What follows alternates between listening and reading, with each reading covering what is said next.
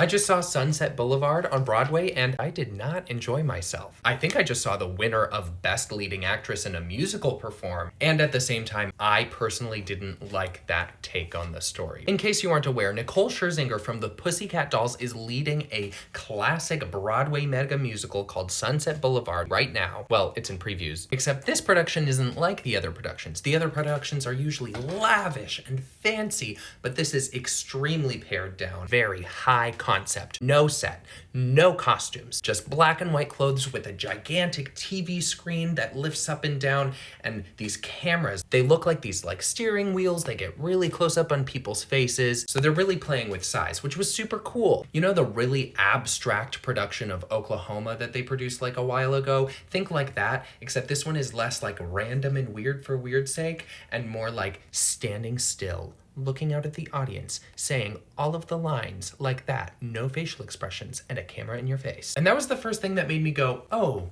I actually don't know if I'm gonna like this. I went in fully expecting to absolutely fall in love with this, because I don't love an Andrew Lloyd Webber musical all the time, but Sunset Boulevard is my favorite one. It's really examining very interesting things. But when the show started, and for the entire opening, it was just standing at the edge of the stage with hands in their pockets, singing everything straightforward, not looking at each other, hardly moving. I understand that the deconstruction of the show was very intentional, but the thing about Sunset Boulevard is that it's a very slow and contemplative show. And that's intentional because Norma Desmond, the main character, she's this long forgotten movie star. She's totally faded into obscurity, but she doesn't know that. She doesn't think that. She is fully delusional, thinks she's the greatest star on earth. So her life, she doesn't do anything all day. So the pacing already built into the show allows you to understand that, but then when you take out all visual interest, when you take out as much movement as possible, you've made an already slow show into a much slower show. There is something interesting about seeing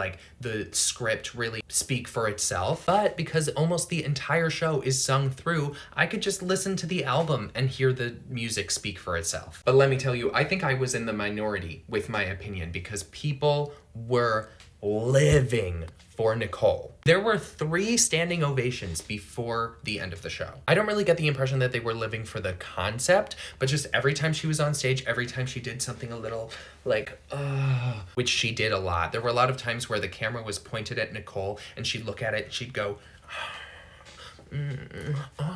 There was a lot of modern jokes, breaking of the fourth wall, fan service, I guess, though I know that's not really the right word because that has different connotations. I personally felt like that was a misstep. One really interesting thing is that, you know how usually at Broadway theaters, the line for the women's bathroom is crazy long and men are just going in and going out really easily? This time, the women's line was really short and the men's line was just a snake of gay men just trying to piss. And that tells me that they have a connection to the Pussycat Dolls and they love the divas and they love to see someone serving face. This is a show for the girls and the gays, and yes, I am one of those things, but I'm not the kind of gay man who just lives for the divas. I was like, why are you breaking the story? Why are we distracting from the narrative just to get a bunch of gay men to be yes, queen? It's very popular in gay male culture and drag culture to just absolutely drool over a woman who doesn't have to try, who's just giving cunty cunty serve serve. The leading women on Broadway, the park and bark, the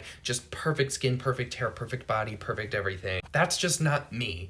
And I love Nicole's performance. I thought she did an amazing job. It's just that when every single song that she sings is her standing there in a spotlight with smoke going around her and she's just posing and feeling and looking good and glowing, that isn't enough to keep me engaged for that long. They cut things to make it shorter, but the pacing was still just so slow. I was sitting there and I was like, why am I so bored? This is a Broadway show. And interestingly, sitting in the audience, I felt like everyone around me was enjoying it more than I was, but then as everybody was leaving the theater, nobody was really talking. If you've been to a lot of shows, you know that can be a red flag, but also it was a long show. And I thought that the dancing was beautiful when they did have some dancing. I thought that the way that they used the cameras to put it up behind them and they played with size and perspective, that was cool and that was fun. And what I loved was the last 20 minutes. I felt like there was so much more action, so much more dancing, so much more playing with the tools that they had. And I'm sure y'all have seen the videos, so I don't think that this is a spoiler,